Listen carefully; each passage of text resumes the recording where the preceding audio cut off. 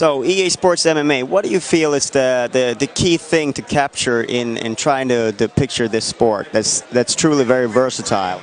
Yeah, it is. It's a very deep sport, and I think the key thing for us was making sure that we captured all the fighting styles, and also to capture the strategy and the timing that's involved in the sport, and making sure that that was the real challenge in the sport, not like complicated controls or anything like that. So we try to make sure that the controls were simple to learn, and that the real challenge and where you can really win in the game is having a sound strategy and executing on your strategy and having the right timing to succeed in the game.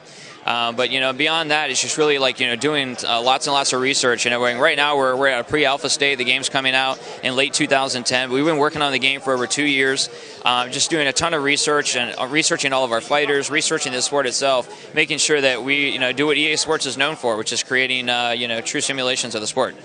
So when you approach a new fighter to have in the game, how do you approach researching him, and what's the process like from like signing a fighter to getting him into the game? Sure. The one thing we do is we always bring him in. We do a photo session with them where we get so we can get their likeness into the game. But then also we watch every fight that we can get our hands on for that fighter. So we make sure that that we're making sure we're getting every aspect of their game into the fighter. But then also a lot of times the fighters are able to come to our studio, or we're going out and we see them at a fight or something like that, and we spend time with the fighter as well, so we understand what strategies that they employ when they're going into a fight, so we can accurately just represent them in our game. It's hard to avoid talking about the UFC when you talk about MMA because they're so big and successful. What's the challenge in trying to get a non-UFC MMA game on the market?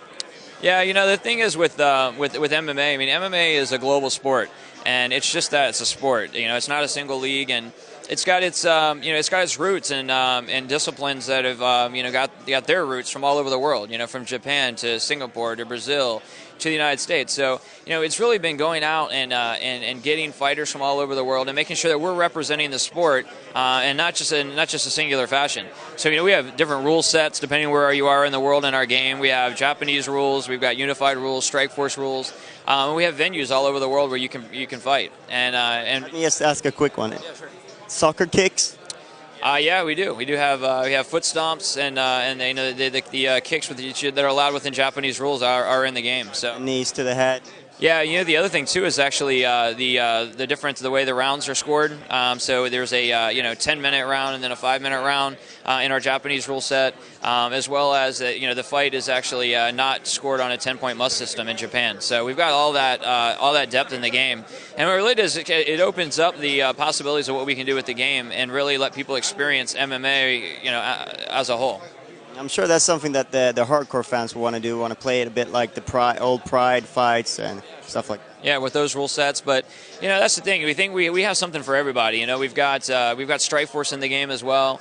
So we've got guys like I said. We got Randy Couture, we got Fedor Emelianenko, we got Dan Henderson, and so we have something for the casual fan. We've got something for the hardcore fan, and just something for everybody that's a fan of the sport of MMA. We break out health in the game by head, gut, and legs. So like I said, we wanted to make sure that the strategy of MMA was you can work that into this game. So sometimes your entire strategy is to take a guy's legs away from him. So you have the ability to do that, and the more you work on a guy's leg, the larger reactions he's going to get when you hit that leg. But we also have where you can switch stance in the game, so that could require that guy to switch stance, and his power is going to take a hit because he's using his less powerful hand. So it really allows you to implement some even additional strategy in the same way that a fighter would, because we want people to be able to look at this look at this game and look at a fighter and be like, I want to take this away, because that's almost as important in an MMA fight as what your strategy is to do to a person is what you're taking away from them.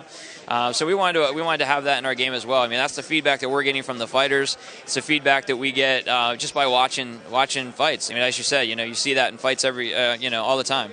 Where a guy is utilizing his strength to take away another guy's strength. So we want to make sure it's there. We saw that with Kung Lee's last fight. He used a lot of kicks to the body against Scott Smith, and he dominated the fight for 14 minutes, and then it's slipped away. Yeah, absolutely. And that's another good point too. About like flash knockouts and stuff in our game. The game doesn't decide when you get flash knocked out. There's no dice rolls or anything like that. If you looked at the fight with Melvin Manhoff and Robbie Lawler, Melvin Manhoff dominated that fight, but he left himself open and he got knocked out. So if you do that in the game, it's the same thing. I mean, you can dominate a fight, but if you go for a huge roundhouse and you miss and your chin's sitting there and you got a guy with power, it's going to be the end of the fight. But at least you'll know why you got knocked out. It won't be because the game just decided it was time for you to go to sleep. You said it's coming out later in the year. Where are you at right now in development?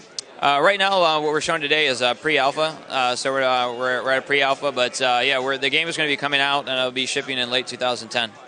Thank you very much for your time. Thank you. Appreciate it.